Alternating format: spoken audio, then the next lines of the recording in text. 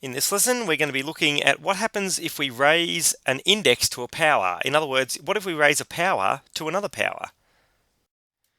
Let's just review a few things before we get into that. The first one is this expression here. We've got the m here, that's called a base, and the 4 is called the index, and that means we multiply m by itself 4 times. And notice that's a little bit different to this one here. Here the 3 is not to the power of 4. So if I were to write this one out, there'd only be 1 3 and 4 m's. Just got to keep that in mind, that in this one, only the m is to the power of 4, not the 3.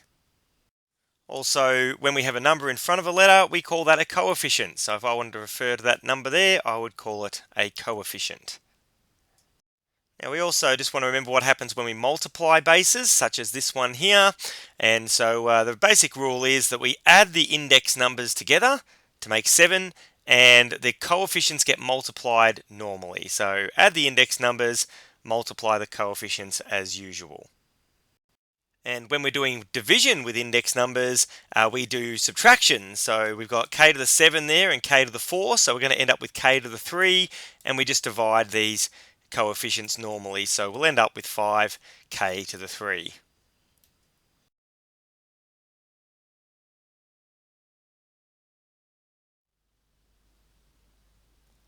Now, before we get to raising powers to powers, we first just have to quickly look at another rule, and we're going to do this by looking at m to the 3 divided by m to the 3. Now, I'm going to work this out a couple of ways. The first way is I'm going to write it out in the timesing form there. So m times by itself 3 times over m times by itself 3 times. Now, remember, we can cross out a letter if it's on the top and the bottom, so I can cross out those two m's and those two m's and those two m's. Now you might think, well, there's nothing left. The answer is 0. But that's not the case. With fractions, if you cross out everything on the top and everything on the bottom, it's always equal to 1. If there's nothing left in a fraction, it's always 1, because there's always a 1 at the front that we just don't write down. We don't cross that out. And so we're down to 1. Now, another way to look at that is we could ask, how many times does m to the 3 go into the m to the 3? Well, then it's 1. It's the same as saying how many times does 5 go into 5? It's just once, and so it's equal to 1. So we've confirmed that this is equal to 1. But now let's look at it from a different perspective. Let's use our index laws. Remember, if we're dividing, we minus these index laws. We go these index numbers. We go 3, take away 3. So that means m to the 3 divided by m to the 3 is equal to m to the 0, but we just worked out over here it's equal to 1. You know what that means? It means m to the 0 is exactly the same as 1. In fact, the rule we're looking at here is that anything to the power of 0 has a value of 1. So that means x to the power of 0, that's 1. 4 to the power of 0, that's 1. 6x to the power of 0 is actually not 1. X to the power of 0 is 1, and then it's being multiplied by 6. So 6x to the power of 0 is actually 6. And like this, where it's all in brackets to the power of 0, that's back to 1 again, because everything in here is to the power of 0. So anything to the power of 0 has a value of 1, but only those things that are the power of 0. So, for example, in this one here, the x is to the power of 3, the y is to the power of 0, and so the y will have a value of 1, and so it'll be 1 times x to the 3, which is just x to the 3. Alright, now let's move on to raising powers to powers. So we'll start with this expression here. This is m squared to the power of 3. So the first thing I'm going to do is I'm going to write it out as m squared times m squared times m squared, because remember, that's what to the power of 3 means. It means all this times by itself 3 times. And now I'm going to use my multiplication rule with the indices, which is I add the index numbers together. And it doesn't matter how many you're multiplying, you just add them all together. So 2 plus 2 plus 2 means I get m to the 6. Notice that really what we've done there is we've multiplied the two index numbers together.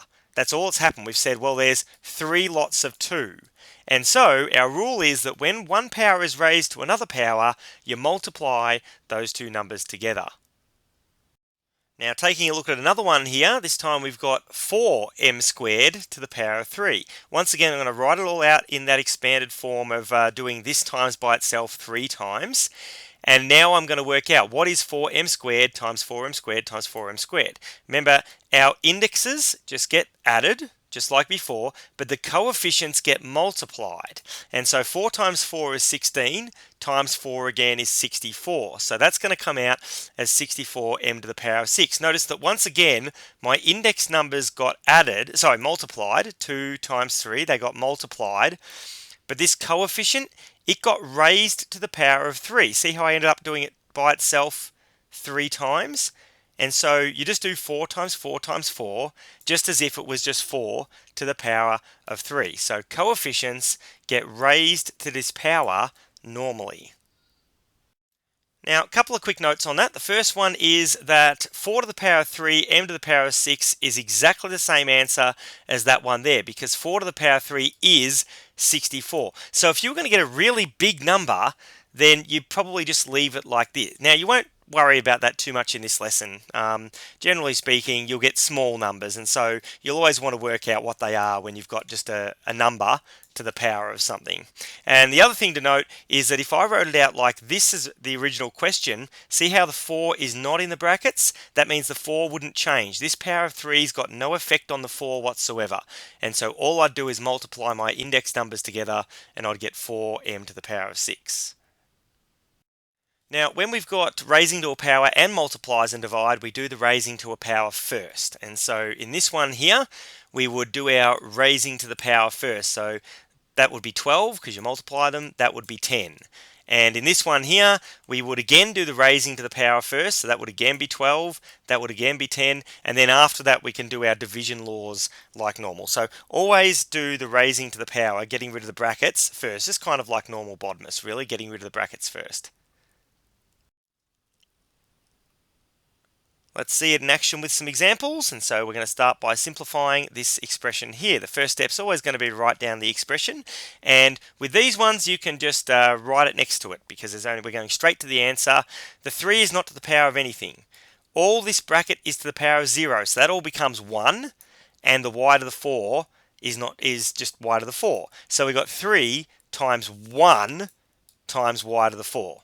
And so that's just 3y to the 4. Notice that if it's right next to something else, anything to the power of zeros is going to disappear because 1 times anything else is just whatever the anything else is.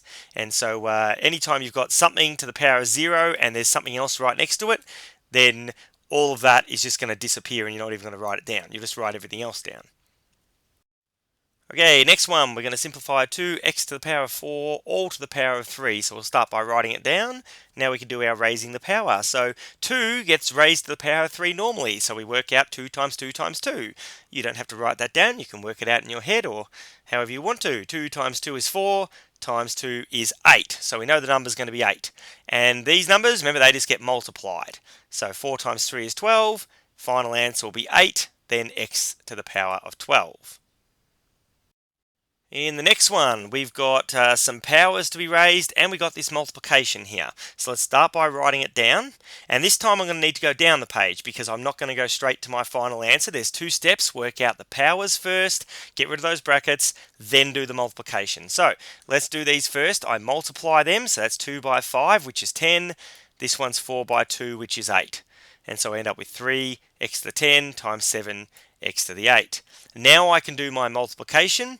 3 times 7 gets multiplied normally, so that's 21, and these guys get added, because that's the rule. When I'm multiplying, I add the index numbers, so I end up with 21 x to the power of 18. And in the next example, same idea, but this time we're dividing, and so let's write it out. And let's work out our powers first. Nothing to do on the bottom. There's nothing, no brackets. Nothing's being raised to the power except, you just got y to the 7 normally. But this one does. So let's multiply those together. 4 times 5 is 20. Let's write it down. Notice the y to the 7 just didn't change. We just left it as it was. Now I can do my minusing because I'm dividing. So 20 minus 7 is 13. So I end up with just y to the power of 13. Once again, having to go down the page because there's a couple of steps there. So let's give it a go with some practice questions. Remember to pause the video.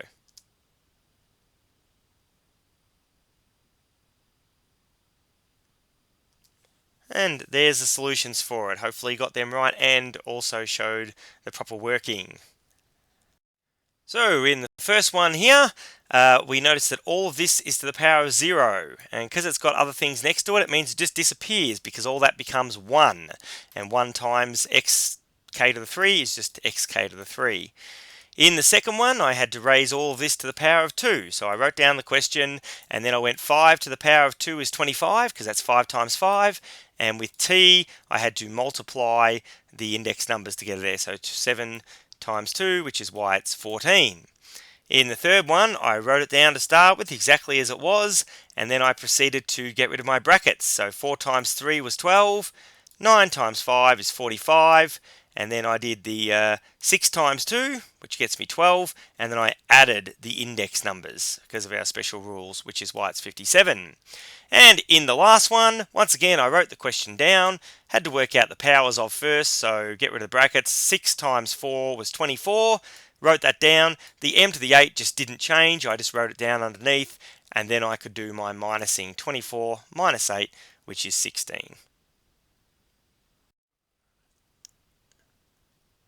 If you need another go, here's some more practice questions. Remember to pause the video.